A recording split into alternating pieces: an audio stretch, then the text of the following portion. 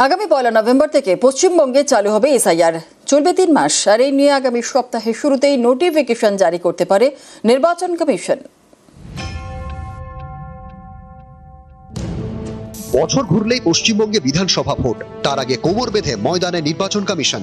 জানা গিয়েছে 1 নভেম্বর থেকে বাংলায় শুরু হবে এসআইআর। ভোটার লিস্টে স্পেশাল ইন্টেন্সিভ রিভিশন শেষ হবে 3 মাসে। আগামী সপ্তাহের শুরুতেই নোটিফিকেশন জারি করতে পারে নির্বাচন কমিশন। এসআইআর এর নাম করে যেভাবে নির্লজ্জভাবে নির্বাচন কমিশন বিজেপির হয়ে ভোট চুরি করতে নেমেছে, তাতে স্বাভাবিকভাবেই প্রতিবাদ ছিল, প্রতিবাদ আছে, আগামীতে প্রতিরোধ হবে। এই যে বর্ডার লাগোয়া বাংলাদেশ বর্ডার লাগোয়া অঞ্চল, এখানে দেখা যাবে প্রায় অধিকাংশ লোকসভা আসনে বিজেপি জিতেছে এবং সেগুলো ইনভেরিয়েবলি হিন্দু শরণার্থী ভোট ব্যাংক। দেখা যাচ্ছে সকলের নাম বাদ চলে যাবে, কারণ তাদের কারোর প্রায়র কোনো ডকুমেন্টস নেই। এই জায়গায় দাঁড়িয়ে পরিষ্কার করে আমরা বলছি, যারা বৈধ নাগরিক তাদের নাম যেন বাদ না যায়। কিন্তু বিজেপি যে আগুন নিয়ে খেলতে চাইছে, সেই আগুনের লেজে ওদের নিজের সোনার মুখেই ছাড়তে হবে। কেন্দ্রীয় নির্বাচন কমিশন তাদের সাংবিধানিক পরিধির মধ্যে থেকে এসআইআর করছেন। একটা সুস্থ স্বাভাবিক ভোটারদের লিস্ট আমরা পাবো, সমস্ত রাজনৈতিক দল পাবো, যেখানে কিনা বাংলাদেশি অনুপ্রবেশকারী মুসলমান ভোটার থাকবে না, রোহিঙ্গা ভোটার থাকবে না। তো এখন এদের এই বেদনার বালুচরে দাঁড়ানো বন্ধ হোক।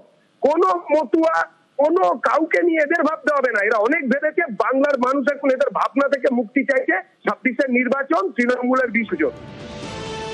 এ রাজ্যের সমস্ত জেলা শাসকদের মুখ্য নির্বাচনী আধিকারিক জানিয়ে দিয়েছেন, এসআইআর প্রস্তুতি শুরু করে দিন, বাকি থাকা কাজগুলি দ্রুত শেষ করতে হবে। পশ্চিমবঙ্গে সিইও মনোজ কুমার আগরওয়ালের নির্দেশ, শুক্রবার থেকে রাজ্যের মুখ্য নির্বাচনী আধিকারিকের অফিস সব সময় খোলা থাকবে। সমস্ত জেলা নির্বাচনী আধিকারিক এবং ইলেকটোরাল রেজিস্ট্রেশন অফিসারদের হেল্প ডেস্ক খুলতে হবে। যেদিন এসআইআর ঘোষণা হবে তার পরের দিনে সর্বদলীয় বৈঠক ডাকা হবে। মুখ্য নির্বাচনী আধিকারিক সর্বদলীয় বৈঠক ডাকবেন, প্রত্যেক জেলা শাসকও সর্বদলীয় বৈঠক ডাকবেন। বৈঠকে যা আলোচনা হবে তার সমস্ত তথ্য নির্বাচন কমিশনকে পাঠাতে হবে। সম্প্রতি নিরাপত্তা নিয়ে নির্বাচন কমিশনের কাছে উদ্বেগ প্রকাশ করেন বুথ লেভেল অফিসাররা। এরপরেই মুখ্য নির্বাচনী আধিকারিকের দপ্তর জানিয়ে দিয়েছে, এসআইআর শুরু হলে যাবতীয় ক্ষমতা থাকবে কমিশনের হাতে। এসআইআর এর সঙ্গে যুক্ত কোনো কর্মী বা আধিকারিককে বদলি করা যাবে না। বিএলওদের অন্য কাজ করতে হবে না। শিক্ষকদের ক্ষেত্রেও এই নিয়ম প্রযোজ্য। পশ্চিমবঙ্গ থেকে অনেকেই ভিন রাজ্যে কাজ করেন, তাদের জন্য বিশেষ ব্যবস্থা নিয়েছে নির্বাচন কমিশন। নির্দেশ দিয়েছে, পরিযায়ী শ্রমিকদের জন্য বিশেষ হেল্প ডেস্ক খুলতে হবে। এসআইআর ঘোষণার সঙ্গে সঙ্গে প্রত্যেকটি জেলায় একটি করে বাংলায় অনুবাদ করার জন্য টিম তৈরি করে রাখতে হবে। প্রত্যেকটি জেলা নির্বাচনী আধিকারিকের সঙ্গে নিয়মিত যোগাযোগ রাখবেন অতিরিক্ত মুখ্য নির্বাচনী আধিকারিকরা। নিউজ 18 বাংলা। এসআইআর বিরোধিতায় একাধিক সংগঠন আজ এসআইআর প্রতিবাদ মিছিল। কলেজ স্কোয়ার থেকে ধর্মতলা পর্যন্ত মিছিল। প্রতিবাদ কর্মসূচি একাধিক গণসংগঠনের।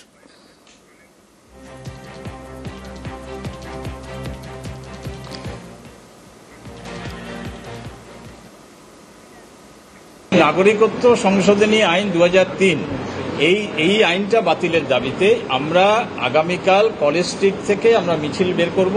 আমরা এটা মনে করি যে এসআইআর এর নামে যেটা হতে যাচ্ছে গোটা ভারত জুড়ে এবং পশ্চিমবাংলায় এবং যেটা বিহারে হয়েছে, এটা হচ্ছে আসলে এসআইআর এর নামে এনআরসি করার একটা ভয়ঙ্কর ষড়যন্ত্র।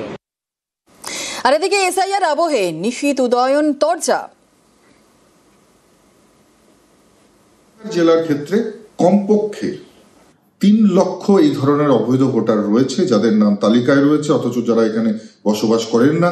আবার অনেকে রয়েছেন ভুয়ো ভোটার, 2002 এর পরে এসে একটা ব্যক্তিকে বাবা বানিয়ে তার নামের সুবিধা নিয়ে সেখানে কিন্তু ভোটার তালিকাভুক্ত হয়েছে। তো সব মিলে বলা যায় যে একটা পরিশুদ্ধ ভোটার তালিকা সামনে আসতে চলেছে। দিনাটা, সীতাই, শীতলকুচি, তুফানগঞ্জের একটা পার্ট, মেকলিগঞ্জ, যে বর্ডার ভিলেজেস গুলো রয়েছে, এখানে দেখা যাচ্ছে জন্মের যে হার, সেই হারে যদি বৃদ্ধি হতো জনসংখ্যা, তাহলে যা হতো তার থেকে দ্বিগুণ সংখ্যক। এটা তো অসম্ভব। এসআইআর এর মধ্যে দিয়ে যদি অভারতীয় কারো নাম বাদ যায় ভোটার তালিকার থেকে, তাহলে সবার আগে নিশীথ প্রামাণিকের নামটা বাদ দিতে হবে। প্রমাণ করতে হবে না যে ভারতীয়। ঘিতালদা, ওকড়াবাড়ি, সুকারুকুটি, এইসব জায়গায় হয়তো মুসলিমের সংখ্যা বেশি, কিন্তু প্রচুর হিন্দুও এই এলাকাগুলোতে বাস করে। ওকে এই অধিকার কে দিল যে এদেরকে এইভাবে অসম্মান করা? সবার আগে ওর নামটা বাদ দিক, দিয়ে তারপরে যেন 3 লক্ষ লোকের নামের কথা বলে।